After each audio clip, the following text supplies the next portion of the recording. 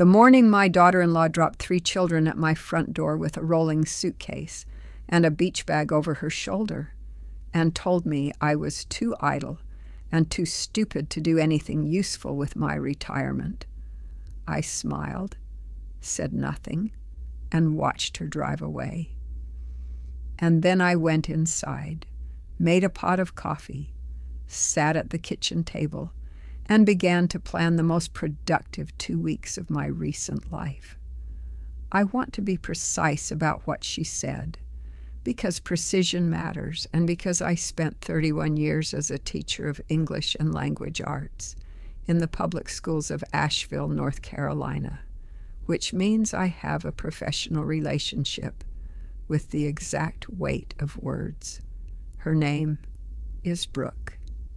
Brooke Allison Harmon Beaumont, 38 years old, married to my son Michael for 11 years, the mother of 3 children who were standing on my front porch in varying states of disarray and looking at me with expressions that ranged from boredom to outright defiance.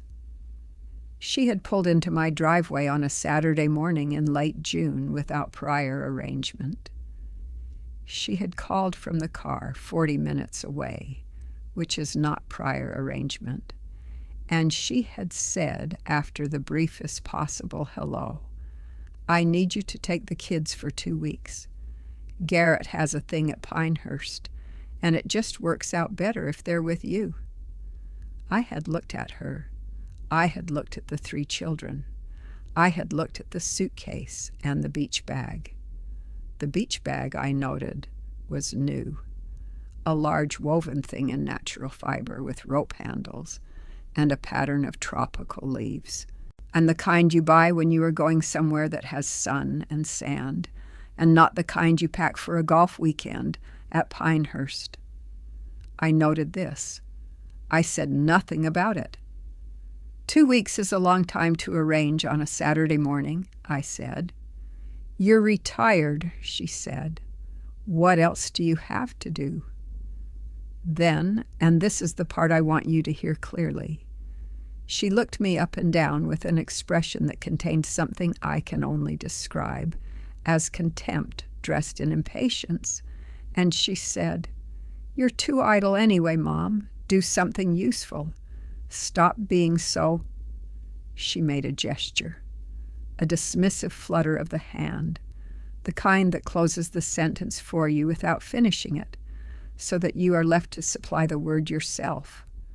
The word I supplied, from the shape of her face and the direction of the gesture, was stupid. "So stupid," I said. She looked slightly startled that I had finished the sentence. I was going to say bored. "Were you?" I said. A beat of silence. Then she kissed the children in the perfunctory way of someone completing a procedure rather than saying goodbye, told them to behave, told me she would check in, and walked back to her car. The car was a leased BMW that Michael paid for. She was wearing new sunglasses that I recognized as expensive from the shape of the frame and the particular quality of the lens. She pulled out of the driveway with the fluency of someone who had been planning to leave for longer than 40 minutes. I looked at the 3 children. The oldest was Oliver, 9 years old, who was standing with his arms crossed in a posture of preemptive resistance that told me he expected the next 2 weeks to be boring and had already decided not to cooperate. The middle child was Sophia, 7, who was looking at the departing car with an expression I recognized from 31 years of teaching. The expression of a child who is used to watching adults make decisions around them without consulting them, and who has learned to manage this by going very still. The youngest was Henry, 5, who had sat down on my front step and was eating something he had apparently found in his pocket, which I chose not to investigate. "Well," I said, "you'd better come inside." They came inside. Oliver sat on the couch with his arms still crossed. Sophia sat on the armchair and looked at her hands. Henry discovered the ceramic bowl of decorative stones I keep on the coffee table and began sorting them by color, which struck me immediately as the behavior of a child with considerably more organizational intelligence than his circumstances had yet required of him. I went to the kitchen and made 3 glasses of lemonade from the lemons I had on the counter. I brought them out and set them on the coffee table. Henry looked up from his stone sorting, assessed the lemonade, and took a glass. Sophia took a glass. Oliver looked at his glass for a moment with the expression of someone who has decided not to accept gestures from the opposition, and then, apparently concluding that lemonade was not a meaningful concession, picked it up and drank. "What grade are you in?" I asked Oliver. "4th," he said. Why?" "Because I like to know who I'm talking to," I said. "I'm your grandmother, which means you've known me your whole life. But I'm not sure I know you very well. 2 weeks seems like a good opportunity to change that." He looked at me with the narrowed assessment of a 9-year-old determining whether this was a trick. "Mom says you used to be a teacher." "For 31 years, I said. "She says you're boring." "Most teachers seem boring at first," I said. "That's because school starts before they show you the interesting parts." A very small shift in his expression. Not agreement, not yet. But the narrowing softened a degree. Henry held up a smooth white stone. "This one's my favorite," he said. "It's quartz," I said. "It's been worn smooth by water. It might be 50 million years old." Henry stared at it with the expression of a child encountering a fact so large it requires a moment to accommodate. 50 million? "Approximately." He put it very carefully back in the bowl. Then, after a moment's consideration, he picked it back up and held it in both hands. I went to the kitchen to start thinking about lunch, and I thought, while I cut the bread and sliced the tomatoes and opened the jar of good mayonnaise that I keep for occasions that deserve it, Brooke has made a strategic error. She has left her children with a retired teacher and told the retired teacher to do something useful. She has, without intending to, given me 2 weeks and 3 children and carte blanche. I did not know yet everything that the 2 weeks would reveal. But I had 40 minutes of observation and a beach bag full of tropical leaves, and I am 67 years old, and I have been paying attention to people for most of that time. Something was not right with Brooke's story, and I was going to find out what it was. You need to understand what kind of teacher I was before you can understand what happened over those 2 weeks and why it happened the way it did. Because the teaching is not incidental to the story. The teaching is the story. The 31 years of standing in front of other people's children and learning how they work, how they think, what they need, what they are telling you with their bodies and their silences and their provocations. All of that is what I brought to those 2 weeks, and without it, everything that followed would have been impossible. I was born Adele Christine Fontaine in Asheville, North Carolina, in 1956. My father was a furniture maker. My mother was a postal worker. They were not people who had much, but they were people who had the particular quality of having made the most of what they had, a quality I have come to understand in 67 years of living is far rarer and far more valuable than wealth. My mother read to me every night from the time I was born until I was old enough to read to myself. And then she read with me, side by side on the couch, each of us in our own book, companionable and quiet and happy, in the specific happiness of people who have found their best selves in the presence of words. I knew I wanted to be a teacher from the time I was about 8 years old, not because anyone told me to be, not because it was expected of women of my generation, though it was frequently, and I have always been mildly irritated by the assumption that I chose teaching because the alternatives were limited. I chose teaching because I was interested in other people's minds. Specifically, I was interested in the moment, the specific, identifiable moment, when something that was confusion became understanding, when the face of a child who could not grasp something shifted, and the shift was visible, and what had been closed opened.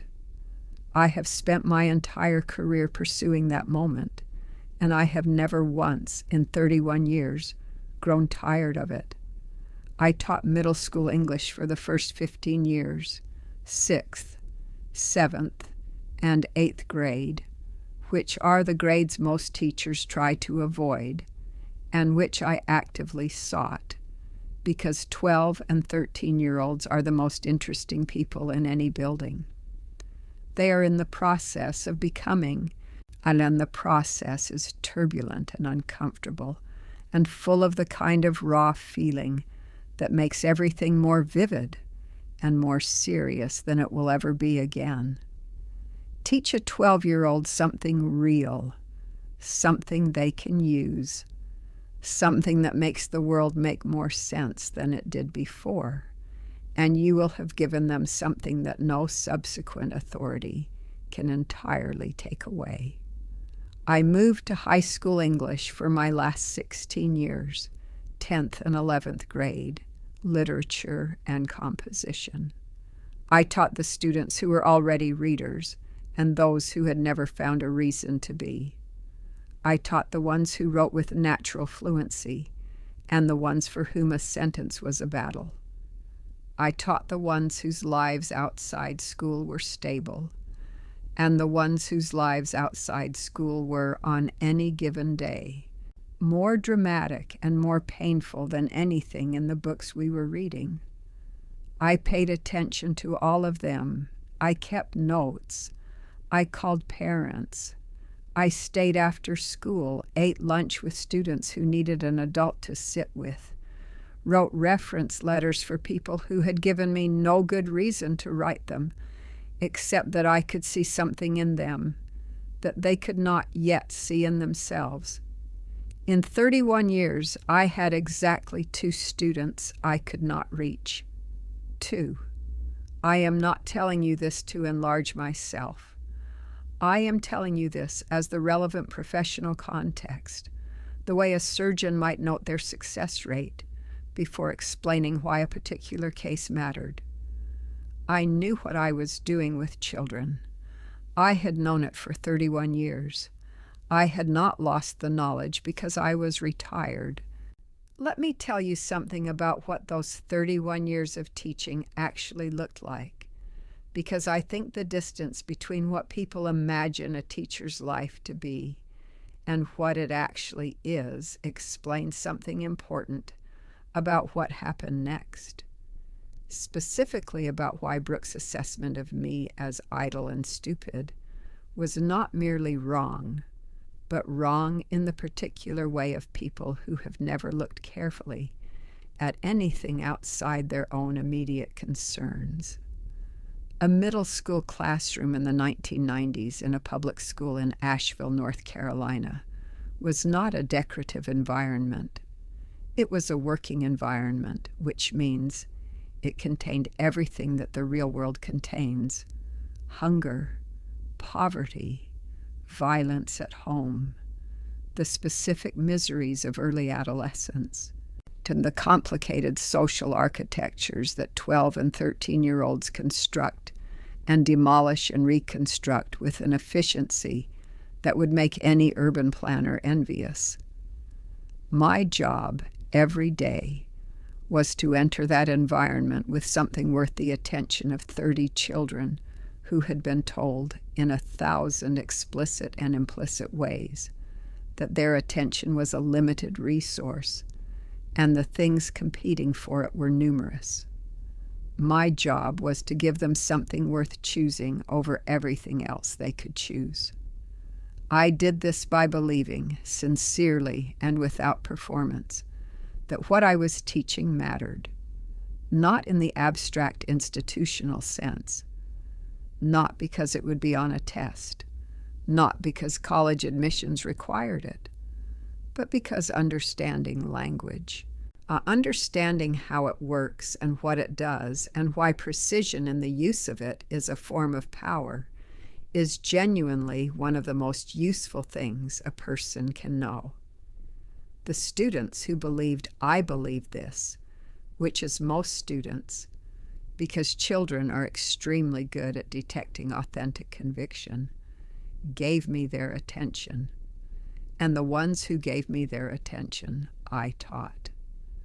A high school classroom in the 2000s and 2010s was a different kind of challenge, not because the students were harder, but because by 15 and 16, they had more fully developed defensive systems, more ways of not being reached, more armor between the self and the vulnerability of learning something in front of other people. My task there was to find the gap in the armor, not to remove it. The armor is there for good reasons, and a teacher who dismantles a student's defenses without replacing them with something stronger is doing harm, not good, but to find the gap, to slip something through it that was worth keeping.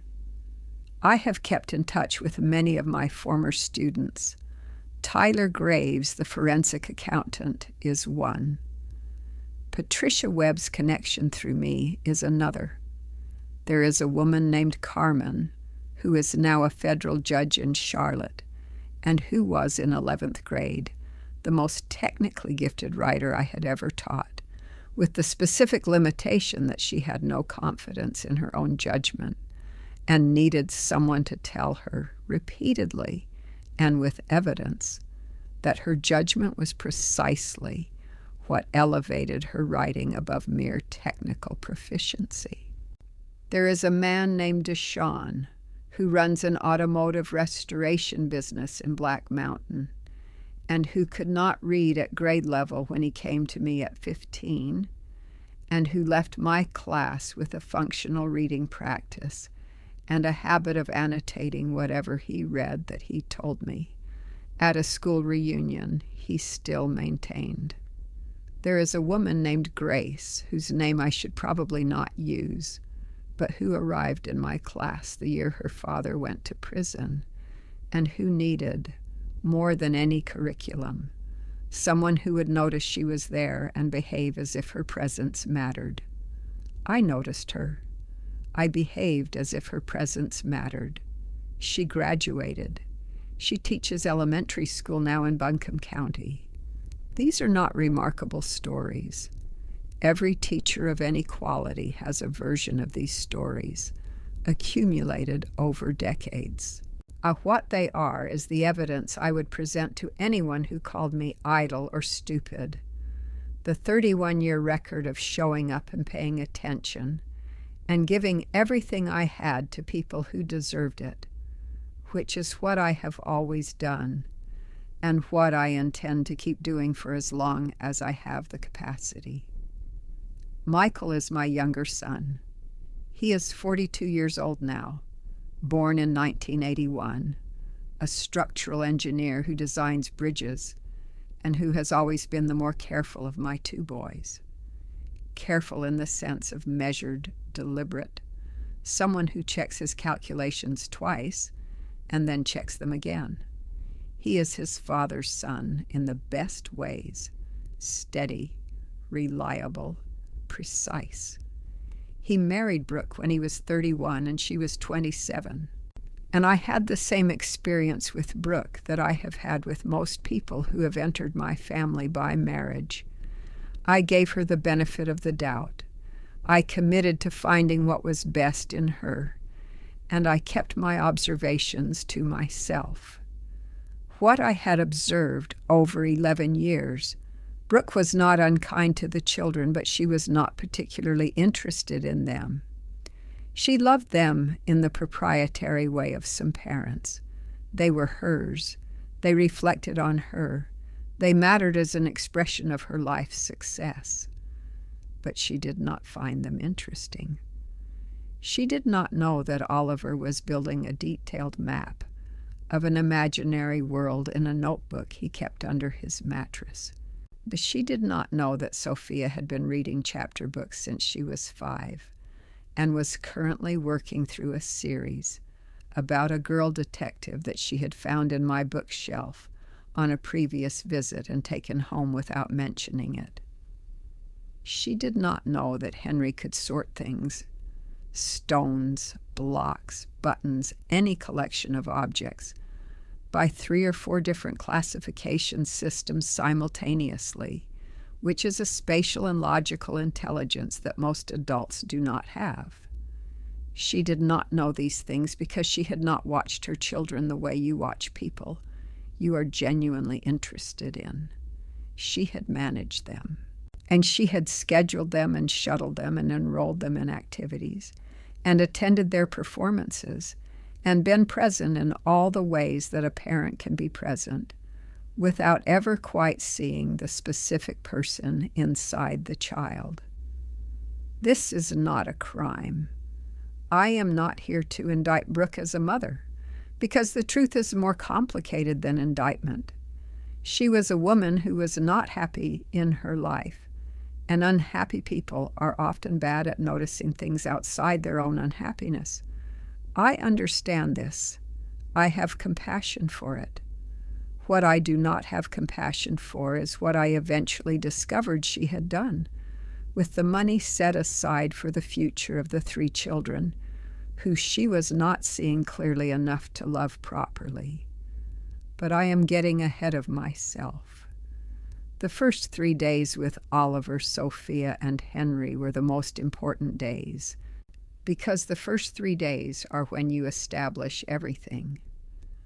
I know this from 31 years of September beginnings. The first 3 days of a school year determine the entire year, because the patterns established in the first 3 days are the patterns that persist. Children are intelligent about pattern recognition, more intelligent than most adults, because their survival depends on it more acutely. They are watching in those first 3 days to understand the rules. What is expected? What is negotiable? What happens when expectations are not met? And whether the adult in charge is someone whose judgment can be trusted. I established the rules simply and directly on the first morning. I told them we would have a schedule because humans function better with structure and because boredom is the enemy of good behavior. I told them the schedule would have required things and optional things, and the required things were non-negotiable. I told them the required things were not punishments. They were the skeleton of the day, the structure that made everything else possible. I told them I would explain the reason for every requirement because I believed they were old enough to understand reasons, and I would not insult them with arbitrary authority. Oliver said, "Mom never explains reasons." "I know," I said. "I'm not your mother." Something shifted in his face, not the widening shift of revelation. Something smaller and more careful. The look of a child who has just received a piece of information that requires processing. "What are the required things?" Sophia asked. I told them. Morning, 30 minutes of reading, independently chosen from the bookshelves in the house. I had a great many books. They were free to choose anything they could manage.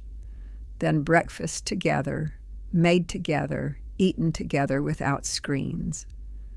Then one structured activity, which I would plan, and which would be different each day. Lunch, again together. Then 3 hours of free time, completely free, their choice, outside if the weather permitted. Then dinner, made together, eaten together. Then 30 minutes before bed of whatever they wanted, followed by lights out at a reasonable hour. That's it, Oliver said. That's it, I said. What's the structured activity? Different every day, I said. You'll see. He looked at me with the assessed wariness of a child deciding whether this was a trap. And then he said, okay. It was the most significant okay I had received in years. I want to tell you about the 10 days of the camp. I called it a camp because camps have an arc, a beginning and a middle and an end. And because the word camp carries a different association than the word schedule, which sounds like constraint, and I was not interested in constraint. I was interested in growth. But I also need to tell you about the discovery I made on day 4, which changed the nature of everything that was happening and gave the 2 weeks a second and more urgent purpose alongside the first. The camp's structured activities were these in order. Day 1, we drove to the Asheville Botanical Gardens, and I taught them the names of 30 plants, not by rote, but by connection, what they were used for historically, what they attracted, what they needed to survive. Now, Henry discovered that certain plants have leaves that feel like velvet, and spent 40 minutes touching things with an expression of concentrated sensory wonder. Sophia found a stone path through a meadow section and walked it 3 times, reading the small informational signs beside each specimen. Oliver found a specimen of kudzu and was fascinated to learn it was invasive, that it had been brought from Japan in good faith, and had become something different from what it was imported to be. He stood and looked at the kudzu for a while. I noted that he was thinking about something more than kudzu. Day 2, we made bread from scratch. Not quick bread, yeast bread, the kind that requires time and attention and the particular patience of waiting for something alive to do what it will do on its own timeline. I taught them about yeast, what it is, what it does, why it needs warmth and sugar, why you cannot rush it. Henry was appointed official yeast monitor and checked the bowl every 10 minutes with the gravity of someone performing a critical function. Sophia developed the proper technique for kneading, the heel-push-fold rhythm, within 20 minutes. Faster than most adults I have taught it to. Oliver was skeptical of the entire enterprise until the smell of the bread in the oven reached him in the living room, where he had retreated to his map notebook, and he came back to the kitchen quietly and stood near the oven without comment. When the bread was done and we ate it with butter at the kitchen table, Oliver said, I want to learn how to do the yeast part. Tomorrow, I said. Day 3. I taught them the basics of chess, and not the full complexity, not the middle game theory and the end game strategies that require years to develop, but the logic of the pieces, the way each one moves, the principle of trying to see 3 moves ahead. Oliver grasped it with the speed of someone for whom spatial strategy is a native language. He beat Sophia by the 3rd game, at which point Sophia said calmly and without drama, I want a rematch tomorrow when I've had more time to think, which is the most technically sophisticated response to losing. I have heard from a 7-year-old, and which made me quietly delighted. Day 4 was when I found the papers. But before I tell you about the papers, I want to finish describing the camp, because what happened after the papers is not separable from what was already happening. The two tracks ran simultaneously, and understanding both matters. Days 5 and 6, I taught them to write letters, real letters, the kind you mail. We talked about the history of correspondence, the Pony Express, the telegraph, the specific discipline of composing a message that must travel physically from one person to another and cannot be instantly corrected or recalled. Oliver was initially impatient with this because Oliver is a child whose mind moves quickly and who has been trained by the speed of screens to expect the same speed from communication. I told him, the slowness is the point. When you know a letter will take 3 days to arrive, you think more carefully about what it should contain. He wrote his letter to a friend in his neighborhood and spent 45 minutes on it, which was 45 minutes longer than I think he had spent composing any written communication in his life. He read it back to himself twice before sealing the envelope. Days 7 and 8. Geology in earnest. I have an old field guide to the rocks and minerals of the Appalachians that I bought in 1983 and never managed to sell at any of the yard sales where it had ended up in a box. Henry had been carrying the quartz stone everywhere since day 1. And I used his attachment to it as the anchor for 2 days of systematic exploration of what rocks are, how they form, what the mountains we could see from the backyard were made of, and how long they had been there. Henry absorbed this information with the particular intensity of a child for whom something has clicked, a framework for understanding something he had already loved without knowing why.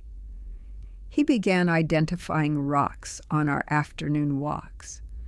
He sorted his collection by formation type. He asked questions I had to look up, which is the best kind of question a student can ask. Days 9 and 10. Map reading and map making. I brought out my collection of topographical maps from the Appalachian Trail, which I hiked sections of in my 50s. And I taught them to read the contour lines, to understand how the two-dimensional representation of the map corresponded to the three-dimensional reality of the land. Oliver went still in the way he went still when something was activating the part of his mind that made the map notebook, a quality of focused presence that I recognized as the look of someone encountering the language they have been trying to learn without knowing what it was called. He looked up from the topographical map of the Black Mountain Range and said, "This is what I'm doing in my notebook." "Yes," I said, "you're making a topographical map of an imaginary landscape, but you've been using the same principles without knowing the vocabulary for them. Do you want to learn the vocabulary?" He said yes in the voice of someone who has been waiting, without quite knowing it, for someone to ask. It was day 4 when I found the papers. I want to be precise about how this happened, because I have heard in the months since versions of this story that suggest I was snooping, or prying, or deliberately investigating. I was not. What I was doing was making room in the guest closet for the children's things. Their suitcase had been deposited in the hallway, and I wanted to transfer its contents to the closet so that the hallway was clear. And in the process of making room, I moved a box that had been sitting in the back of that closet for approximately 2 years. a box of papers that Michael had brought when he visited the previous Thanksgiving, and had asked me to hold for him because he said his home office was a disaster. The box tipped. Several of its contents slid out. I picked them up, and in picking them up, I saw them. They were financial records, not dramatic financial records, not the kind of document that screams its significance, but the kind that a woman who spent 31 years training herself to read carefully, to understand what a text is actually saying beneath what it appears to be saying, would understand immediately. They were withdrawal records from the children's education savings accounts. 3 accounts, one for each child. The 529 plans that Michael had established when each child was born, funded with the methodical seriousness of a structural engineer who plans things over long time scales and checks his calculations twice. The accounts had been substantial. I knew Michael had been contributing the maximum allowed and had been doing so since Oliver's birth. 9 years of maximum contributions to Oliver's account alone was a significant sum. And the withdrawal records showed that beginning 18 months ago, the accounts had been steadily drained. Not all at once. The withdrawals were structured to fall below the threshold that triggers automatic notification to the account holder. They were made at intervals in amounts that were consistent enough to suggest a budget rather than an emergency. The most recent withdrawal was dated 3 weeks ago. All 3 accounts were now at approximately 15% of their projected value. The authorization signature on every withdrawal was Brooks. I sat on the floor of the guest closet for what was probably 10 minutes. I thought about Michael's face, his particular face when he is calculating something, the slight compression of his brow that means he is running numbers and does not yet know the outcome. I thought about Oliver's map notebook and Sophia's chapter books and Henry's stone sorting and what it meant that the money designated for their futures had been quietly removed over the course of 18 months. I thought about the beach bag with the tropical leaves. Then I stood up, put the papers carefully back in the box, and went to find the children. They were in the backyard. Henry was building a structure of sticks with the focused urgency of someone on a deadline. Sophia was reading. Oliver was lying in the grass looking at the sky with the boneless relaxation of a child who has, for the first time and possibly a long time, nothing he is required to do and no one watching to see if he does it correctly. I watched them for a moment from the back door. I thought about what I knew and what I needed to know and what the right sequence of actions was. I have a former student, Tyler Graves, who went on to become a forensic accountant and who still sends me a Christmas card every year because I was the teacher who told him in 11th grade that he had an excellent analytical mind and should stop apologizing for it, whom I called that evening after the children were in bed. Tyler, I said, I need to understand the implications of unauthorized withdrawals from a 529 account, not hypothetically. Tyler was quiet for a moment. Then he said, "How much are we talking about?" I told him the approximate figures from what I had seen. He was quiet for a longer moment. "That's educational fraud," he said. "If the account holder, meaning the father, who set them up, didn't authorize those withdrawals, then whoever made them has committed fraud. In North Carolina, that's a felony above a certain threshold, and the numbers you're describing are well above the threshold. What would someone need, I asked carefully, to document this for a legal proceeding? The original account statements, he said, the withdrawal records showing authorization, and evidence that the account holder didn't authorize them. If the husband and wife are co-holders on the accounts, it gets more complicated. But if she's withdrawing funds designated for the children's education and using them for personal purposes, that's still actionable. What kind of personal purposes? I asked.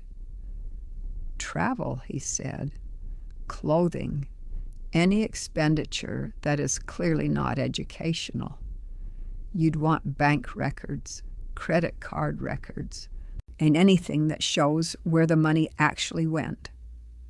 I thanked Tyler and went to bed, and in bed I thought about what I had seen and what I suspected and what I needed to do, and I made the kind of list I have always made when a situation requires thinking through: specific, dated, sequential.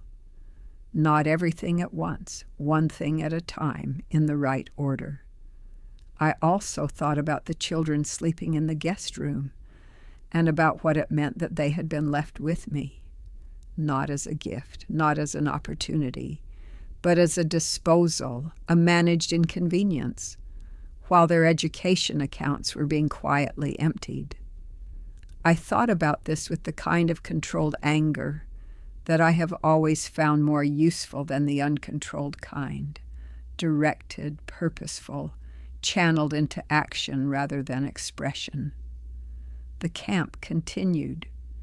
Every morning, every structured activity, every bread and chess game and botanical garden and geology lesson, I did it all with my full attention, because the children deserved my full attention, and because the work of the camp and the work of the investigation were both happening simultaneously, and I had enough experience to manage both without letting either suffer. I had a great deal of experience managing two things simultaneously. I had done it for 31 years. The second thread of the investigation opened on day 6, when Sophia mentioned during our evening reading time that Mommy had been on a trip for work before this summer, and another one before that, and that Daddy hadn't gone on those trips because he was always working. How many trips? I asked, and with the careful nonchalance of a teacher who has learned to receive significant information without the expression that would make the student understand it is significant. Sophia thought about it. 3, maybe 4. They were always 2 weeks. I made a note. On day 7, I called an old colleague from Asheville High School, a woman named Patricia who had retired 2 years before me, and whose daughter worked in family law in Charlotte, and asked Patricia to give me her daughter's name and number, purely as a reference in case I needed it. On day 8, I asked Oliver in the way you ask a child something when you want honest information, and not a performed answer, what he knew about where his mother had gone. He was quiet for a moment. Then he said, "She said it was a wellness retreat, but I heard her on the phone before she left, and she was talking to someone who wasn't Dad." "How do you know it wasn't Dad?" "Because she called him by a name," Oliver said, "and it wasn't Dad's name." I looked at my grandson, 9 years old, carrying this information by himself, with no adult to give it to. "That must have been hard to hear," I said. He shrugged, the shrug of a child who has learned to compress things that are hard. I didn't say anything. I didn't know what to do with it. "I know what to do with it," I said. "You don't have to anymore." He looked at me. For the first time in 8 days, the preemptive resistance was entirely gone. By day 10, I had contacted Patricia's daughter, who was, as Patricia had promised, both competent and discreet, and had described the situation. But she had confirmed that the 529 withdrawals, combined with evidence of the marital infidelity, would constitute significant grounds for both criminal fraud charges and divorce proceedings in which Michael's interests would be substantially protected. She had told me what evidence would be most useful and how to gather it correctly.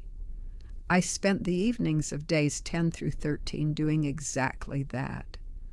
What I gathered through the carefully preserved financial records in Michael's box, through the statements I requested online using the account access information Michael had once given me for an emergency, through the credit card statements that showed the hotels and the flights and the restaurants in Miami and Cancun, and once, memorably, Santorini, was thorough, organized, and entirely inadmissible in court on its own, but entirely sufficient to give Michael's attorney a roadmap.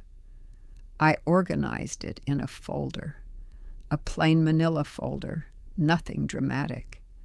I labeled it in my teacher's handwriting, "For Michael, when you're ready." I put it on the kitchen table and continued with the camp. Brooke came back on a Saturday afternoon, 14 days after she had deposited the children at my door. She was tanned. She was wearing new clothes, not dramatically new, but new in the way of things bought on a trip, rather than bought with the ordinary routine of home. The cut slightly different from her usual style, the fabric lighter, the colors more tropical than Asheville in July warrants. She pulled into my driveway with the particular energy of someone who has had a good time and is ready to reclaim the uncomplicated version of her life. I was in the backyard with the children when she arrived. We were at the end of what had become our daily geography lesson. I had started teaching them to read maps on day 9, and it had become the most anticipated activity of the day, partly because I had framed each session as an expedition planning exercise, and partly because Oliver had understood immediately that his map notebook was, in my professional assessment, a sophisticated piece of cartographic work, and I had told him so, and the telling had done something to him that I could see in every subsequent day in the set of his shoulders and the directness of his gaze. I heard her car in the driveway. I said to the children, "Your mother's here." What happened in the next few minutes was not something I had planned, but it was also not something I was surprised by, because I had spent 14 days watching 3 children become, by increments, more themselves, more present, more expressive, more genuinely engaged with the world around them. And I had known that the return to their ordinary environment would be, for each of them, a recalibration. Brooke came around the side of the house. She was smiling the performative smile of a parent, returning from an absence, the smile that says, "Look how glad I am to see you. Notice how much I missed you." It is a smile I recognize from 31 years of watching parents at school events, and I have always been able to distinguish it from the real version. Henry looked up from the map. He said in the tone of a child reporting an interesting observation, rather than expressing an emotional response, "Oh, you're back." Sophia put a bookmark in her map. She had started treating the maps with the same careful respect she gave to her books, and stood up politely. "Hi, Mom." Oliver did not look up immediately. He was finishing a measurement on his section of the expedition map we had been building together, and he completed it before he raised his head. "Hi," he said. Brooks smiled at a complicated thing. It didn't disappear. She was too controlled for that. But it changed.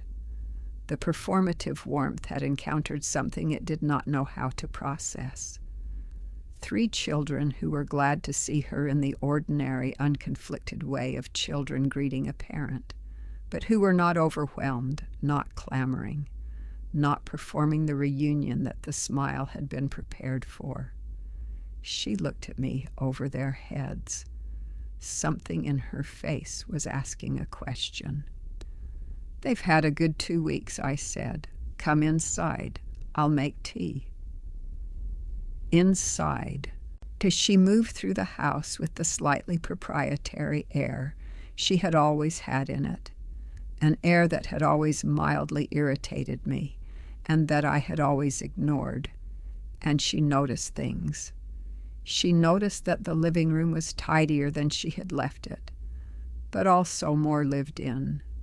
There were books on the coffee table, a half-finished chess game on the side table, a poster we had made on day 12 showing the water cycle, which Henry had decorated with drawings of clouds that were, for a 5-year-old, surprisingly accurate in their representation of cumulus versus stratus formations.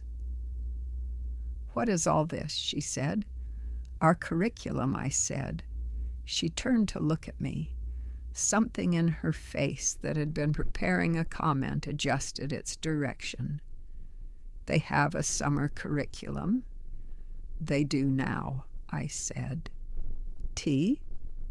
She sat at the kitchen table. The kitchen table where the folder was not, because I had put the folder in the study, which is where I put things I am not ready to deploy, but want to have available. The study was locked. I had the key. We talked for approximately 20 minutes about the children, how they had been, what we had done, whether they had eaten properly and slept adequately.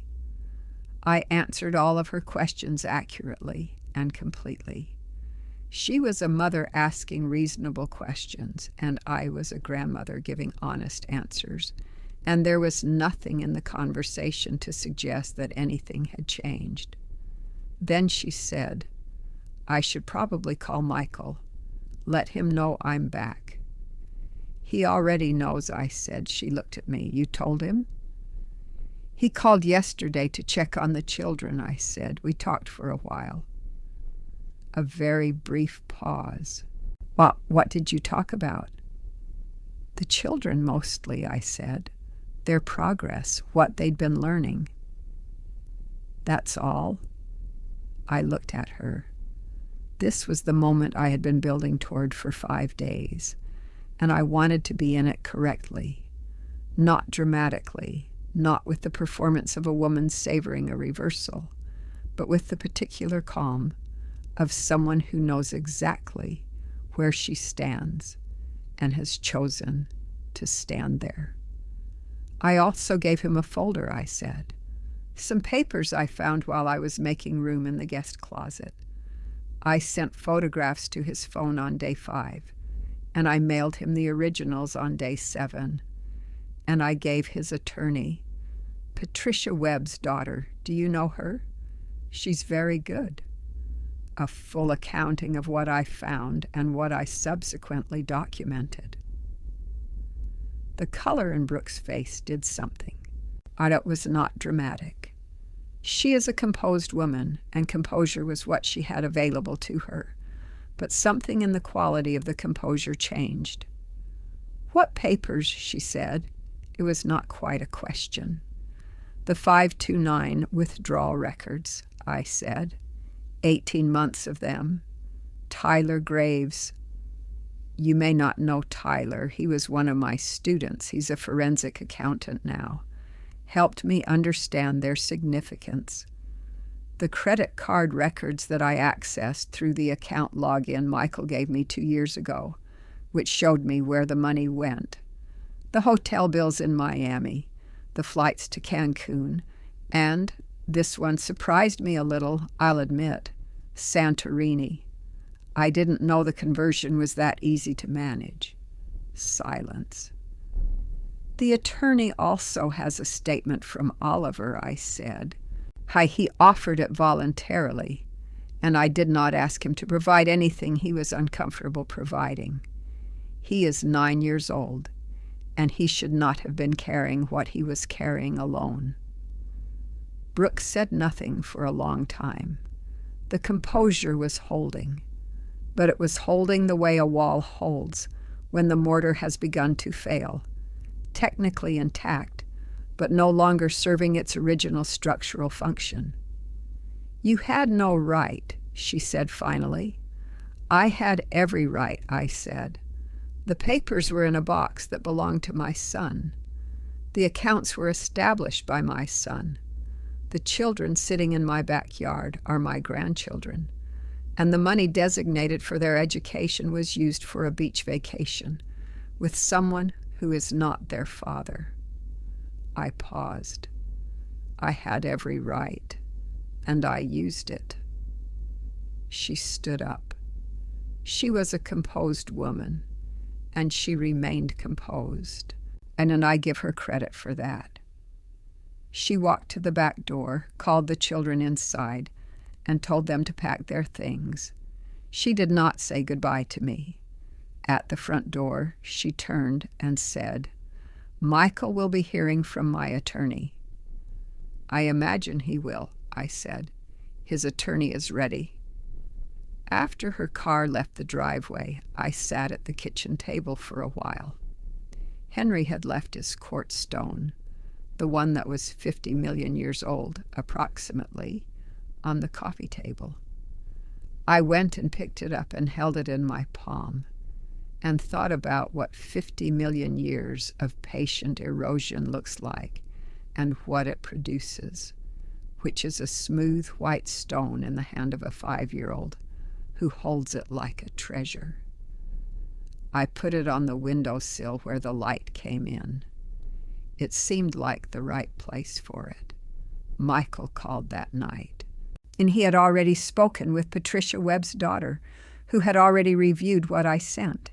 He said, Mom, I don't know how to... He stopped. You don't have to, I said. How did you... The box tipped, I said, and I paid attention. That's all I did. A silence. Then, the kids. Are they... They're good, I said. Oliver is very good. They're all very good. I heard him cry a little. He is his father's son, and his father cried quietly and without apology, which is a thing I've always found beautiful in a man. Come when you can, I said. Bring time. We have bread to make. The divorce proceedings took 11 months.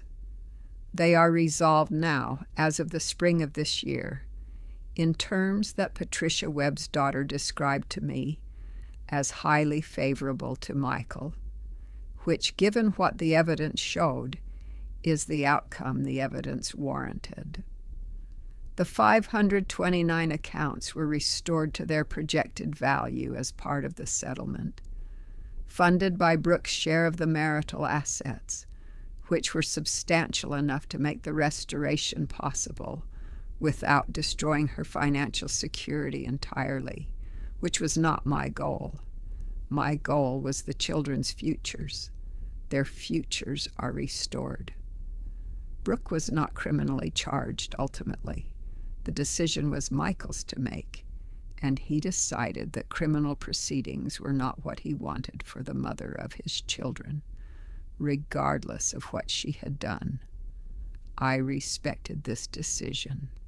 It is exactly the kind of decision a man who checks his calculations twice would make, and it is the right one for the specific situation, which involves 3 children who need both their parents to remain functional and present in their lives, even if they are no longer married to each other.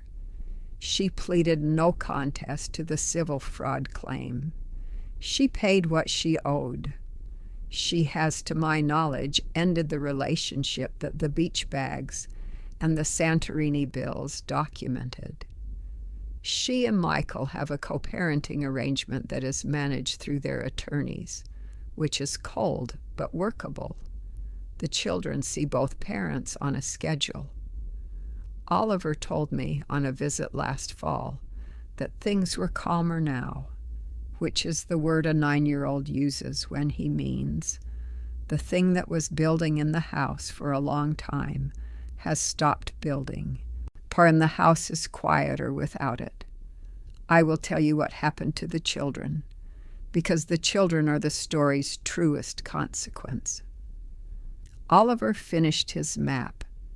The imaginary world is called Ethermore, and it has 7 provinces, a working system of rivers and mountain ranges that obeys the real principles of topography and hydrology, a history that he has been writing in a separate notebook, and a capital city called Vanthorpe that he has described to me in enough detail that I could find my way through it if it existed.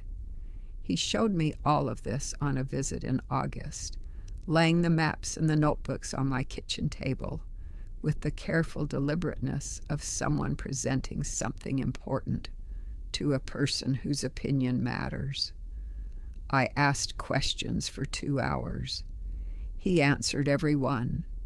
His face during those 2 hours, it was completely open, the open face of someone doing the thing they love best, with someone who takes it seriously.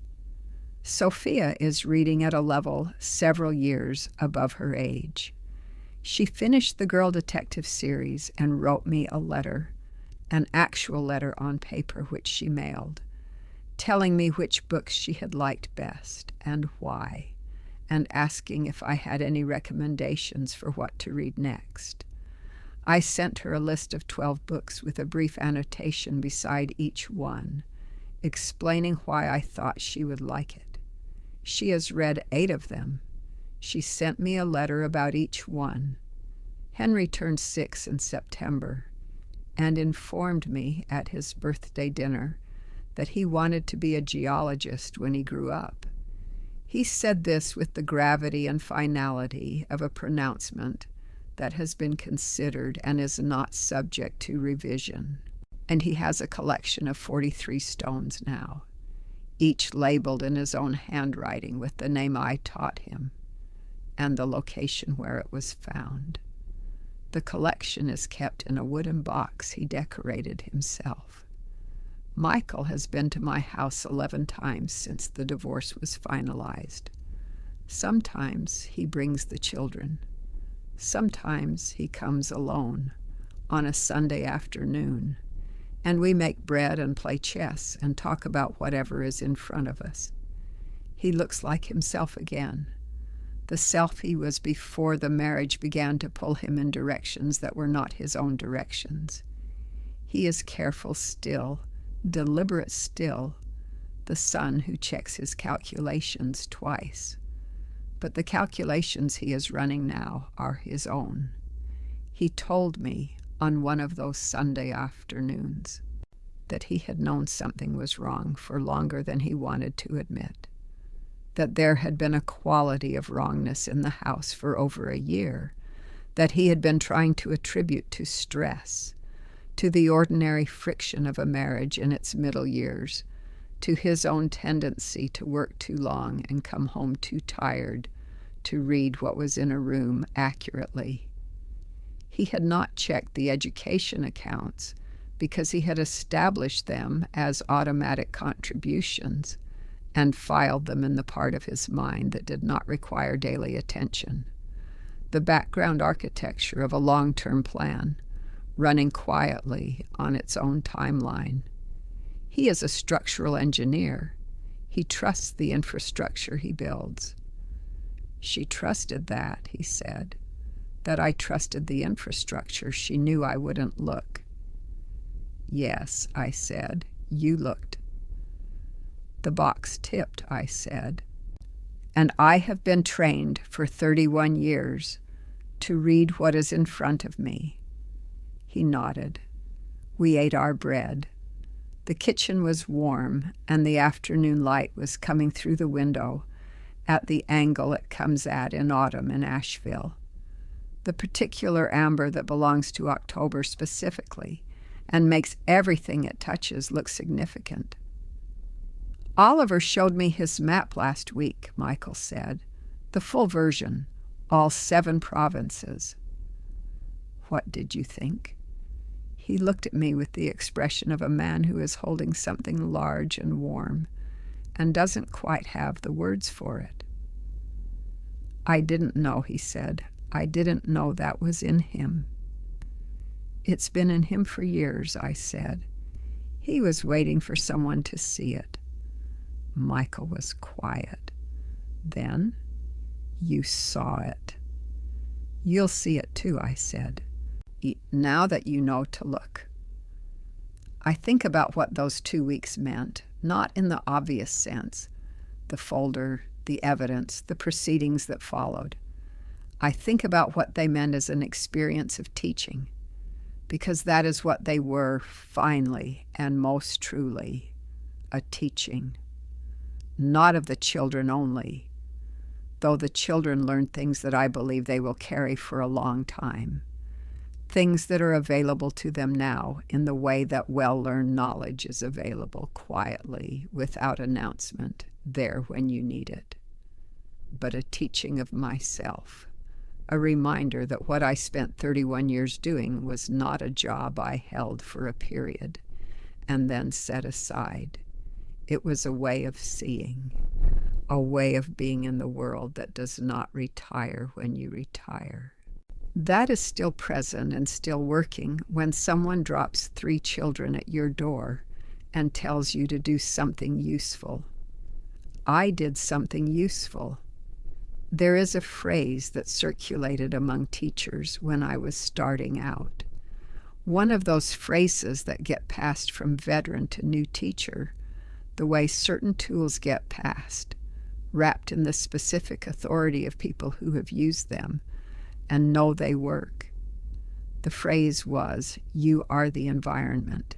It meant, when you walk into a classroom, you are not entering a neutral space and then managing it. You are the space, the temperature of the room, the quality of the attention available, the level at which the children will rise. All of it is set first by you, by what you bring in, by what you expect, and by the clarity and the warmth and the specific seriousness of your investment in what is about to happen. I had not been told on that Saturday morning when Brooke drove away in her BMW with her tropical beach bag that I was entering a classroom. But I brought myself in as if I were. I brought the 31 years. I brought the attention and the structure and the daily bread and the yeast and the chess and the maps and the botanical gardens and the quartz stone that is 50 million years old. I brought what I always brought, which is everything I had, offered completely. That is what teachers do. That is what they have always done. And nobody, not a daughter-in-law with contempt dressed in a wave of her hand, not a retirement that changes the title without changing the person, can retire that from you. Never underestimate a retired teacher. We did not stop knowing things when we stopped standing in the front of the room. We took the knowing home. We use it every day. We are using it right now. There is a question I have been asked in the months since the proceedings concluded and the story became known among the people who know me, known in the particular way that things become known in communities where people have overlapping histories and shared networks of connection. And the question is, did you plan it? Did you know when Brooke left those children at your door that you were going to find what you found and do what you did? The answer is no, and also yes. And also the question is not quite right. I did not plan to find the papers. The box tipped, and I was paying attention, and the papers told me what they told me. And then I did what I've always done, with significant information. I thought about it carefully. I consulted people who knew more than I did about the relevant specifics. I organized what I learned, and I acted on it methodically and in the correct sequence. This is not a plan. This is a practice I developed over 31 years of teaching, which requires you to be continuously responsive to what is actually happening in the room, rather than to what you had planned to happen. The greatest skill a teacher develops is not subject mastery, though subject mastery matters. It is not classroom management, though that matters too. The greatest skill is responsive awareness, the ability to know at any given moment what the room actually contains and what it actually needs, and to recalibrate accordingly. You walk in with a lesson plan. Something happens that makes the lesson plan inadequate for what the room actually needs today. The teacher who cannot let go of the lesson plan loses the room. And the teacher who can adjust, who can read what is there and respond to what is there, keeps it. I walked into those 2 weeks with a lesson plan. Give the children a good experience. Apply what I know about structure and engagement and the particular developmental needs of a 9-year-old and a 7-year-old and a 5-year-old, and send them home better than they arrived. That was the plan. The box tipped on day 4, and the room changed, and I recalibrated. Both things happened simultaneously: the camp and the investigation, the bread and the bank records, the chess lessons and the phone call to Tyler, the map making and the consultation with Patricia Webb's daughter. I did not separate these 2 tracks in my mind because they were not separate. They were both, in the deepest sense, on the same thing, paying attention to what was in front of me, responding to it fully, and acting on what I knew. I want to say something about the children that I have not yet said directly, because it is the most important thing, and I have been building toward it. I could have spent those 2 weeks differently. I could have fed them and supervised them and kept them safe and handed them back to Brooke on day 14, having been adequately managed. That would have been enough. That would have been what Brooke expected: the adequate management of an inconvenience by someone she considered idle and stupid. I did not do that, not because I wanted to prove her wrong, though I would be dishonest if I said the thought was entirely absent, but because the children were in front of me and they needed more than management, and they needed someone to see them. Oliver needed someone to look at his map notebook and recognize what it was. Sophia needed someone to take her reading seriously as an intellectual activity rather than a quiet hobby. Henry needed someone to tell him that the stone in his hand was 50 million years old, and to say it with the weight the fact deserves. These are not difficult things to do if you know how to do them, if you have spent 31 years practicing them, if you understand that seeing a child clearly is not a gift you give the child only. It is a gift you give to who that child is in the process of becoming, which means it is a gift you give to all of the years ahead of them, and to everyone those years will touch. I gave that gift because it was available to me to give, and the children needed it. The investigation was, and in some sense, secondary, necessary, absolutely, and I do not regret it, but secondary. The primary thing was always the children. It is always the children. That is what 31 years teaches you, if it teaches you anything at all. I still have the quartz stone from my windowsill.